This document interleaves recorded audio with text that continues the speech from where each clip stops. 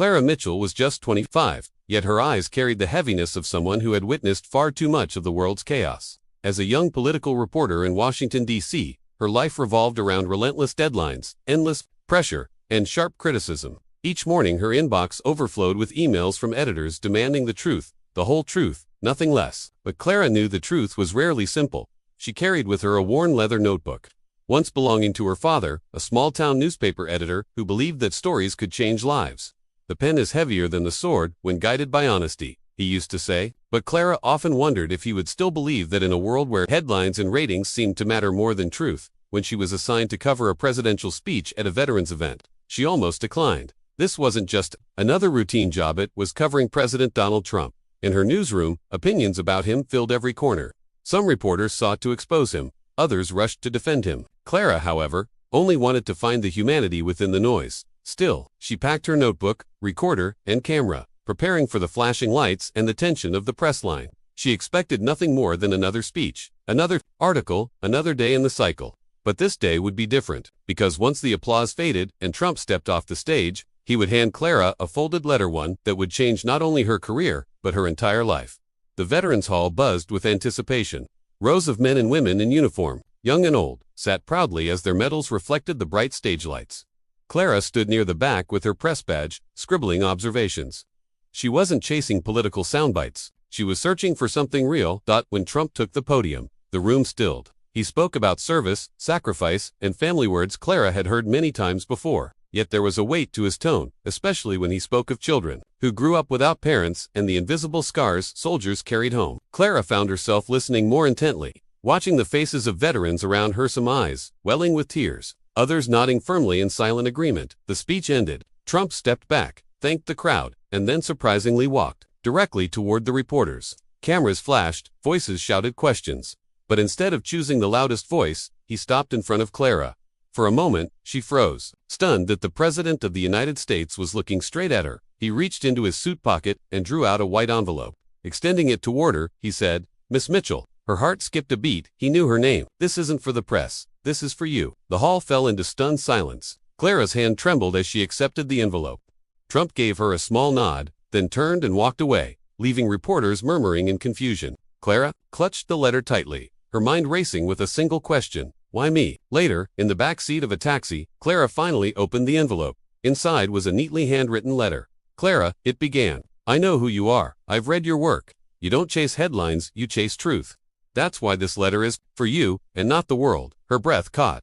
Of all the reporters in Washington, why her? There's a story I cannot tell myself. Not as a president, not as a politician. It's about someone you've never met, but someone who changed my life many years ago. If you're willing, I want you to tell it. Not for me, but for them. Inside this envelope is the address of a woman you must meet. She holds the rest of the story. Listen to her. Then decide if the world deserves to know. At the bottom, an address was written in bold ink. No closing remarks, no flourish, only his name. Donald J. Trump. Clara leaned back against the taxi seat, the letter trembling in her hands. This wasn't a press release. It wasn't a leak. It was something personal. For the first time in her career, she wasn't just being asked to report a story, she was being entrusted with one. That night, Clara barely slept. The letter lay on her desk like a lantern in the dark, impossible to ignore. She could have rushed it to her editor, spun it into headlines, but her father's words whispered back to her, "The right story isn't always the loudest one." By morning, she had made her choice. She booked a train to New York. The address led her to a quiet neighborhood, far from the chaos of Manhattan. At the corner stood a modest brick house, its garden unkempt but filled with wildflowers. Clara hesitated at the gate, unsure of who she would find inside or why Trump had directed her here. With a deep breath, she knocked. The door creaked open. An elderly woman with kind, weary eyes stood before her, wearing a faded cardigan and a quiet dignity. "Are you Clara Mitchell?" the woman asked softly. Clara nodded. "I've been expecting you," the woman said, stepping aside. "Come in." Inside, the living room smelled faintly of lavender and old books.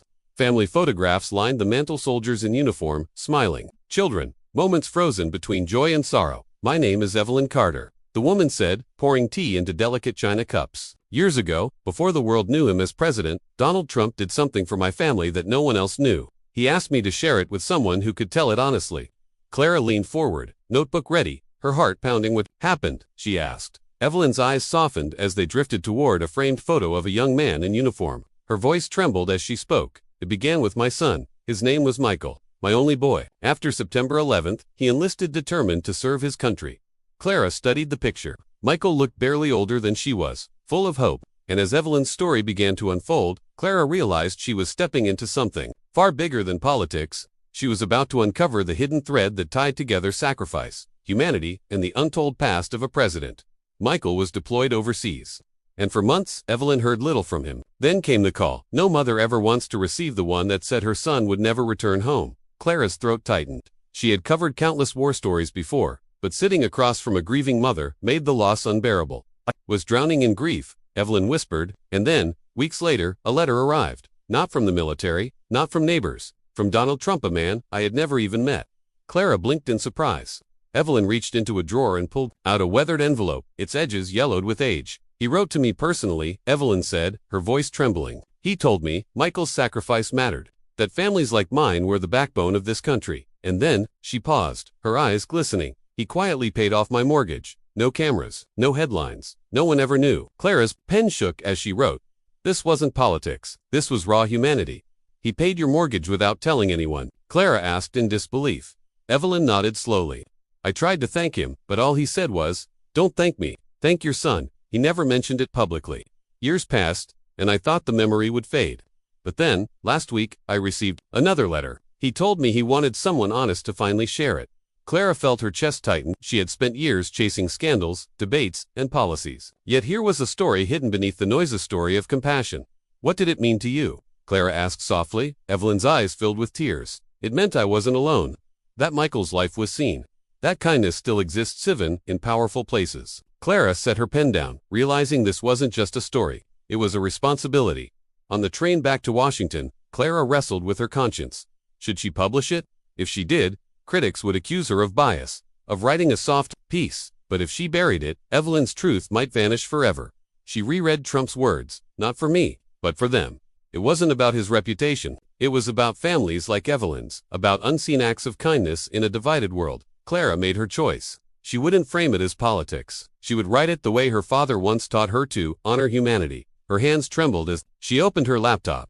For the first time in her career, she wasn't worried about deadlines or clicks. She was worried about getting it right. She titled her piece, "The Letter No One Knew," a mother, a soldier, and an unseen act of kindness.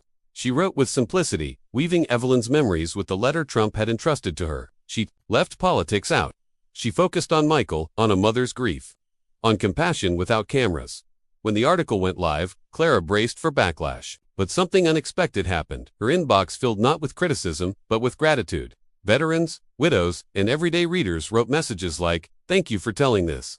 The story spread quickly, not because of Trump's name, but because of the humanity it revealed. One message stood out. "My husband served with Michael. He saved my life. Thank you for honoring him." Clara's chest tightened. Evelyn's son wasn't just a memory. He had touched countless lives. 2 days later, Clara's phone buzzed with an unknown number. She hesitated before answering. "Miss Mitchell," a voice said, "please hold for the president."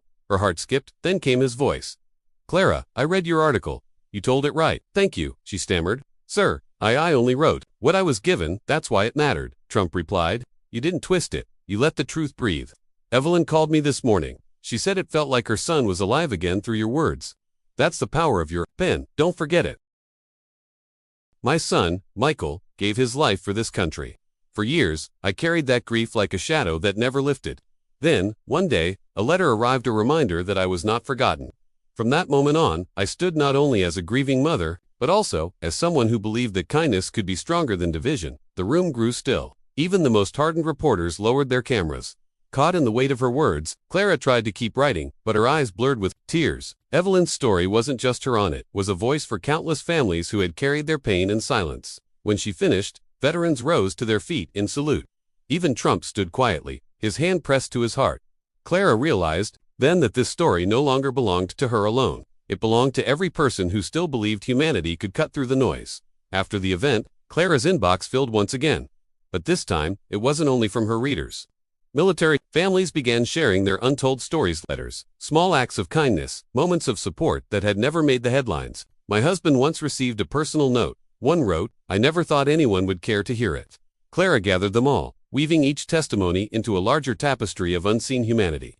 She understood now that Trump's letter to Evelyn had opened a door not just to one mother's truth, but to the truths of many. One evening, Evelyn called her, "Clara, I don't feel alone anymore. People are reaching out, sharing their losses and their hope.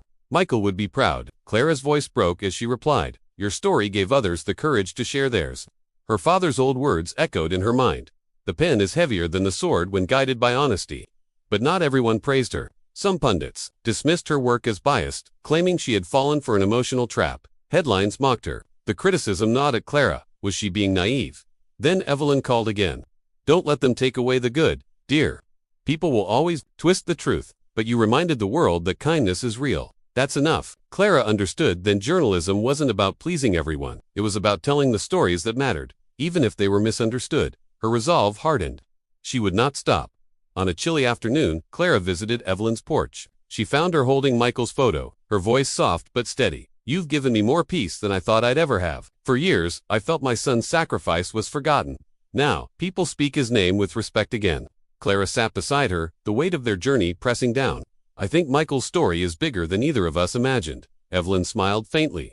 "That's because kindness multiplies. You lit a candle, Clara, and it spread." Clara's chest warmed. Evelyn was no longer just a source, she had become a mentor, almost like the mother Clara had lost too soon. That night, Clara dreamed of her father at his old typewriter. He smiled softly. "You've done it, Clara. You carried a story that heals instead of divides. That's the journalism I always believed in." She woke with tears on her face.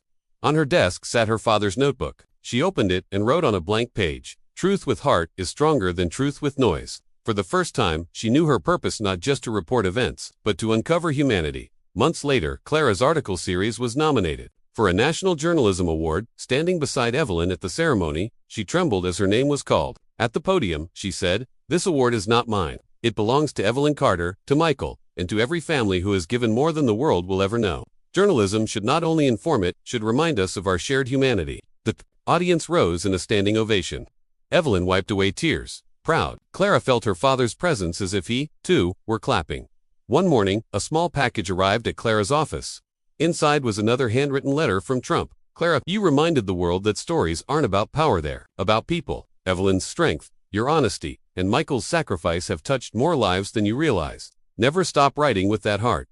The world needs it." At the bottom, instead of a signature, he had written just one word, "Respect." Clara placed the letter inside her father's old notebook. She knew now it had never been about politics, it was always about humanity. Later, she stood again on Evelyn's porch, reading the final letter aloud. Evelyn clasped her hands, smiling gently. "You see, Clara," she whispered, "sometimes one letter can change more than we ever think." Clara gazed out at the horizon, her heart full. She had begun this journey as a wary reporter, questioning her purpose. Now she understood. Journalism wasn't only about exposing darkness, it was about shining light where no one dared to look. The first letter had come quietly, a folded piece of paper handed in silence. But what she found inside had changed her career, her purpose, her very soul. She closed her notebook and whispered, "Thank you, Dad. Thank you, Evelyn, and thank you for the letter." This story wasn't just written, it was lived.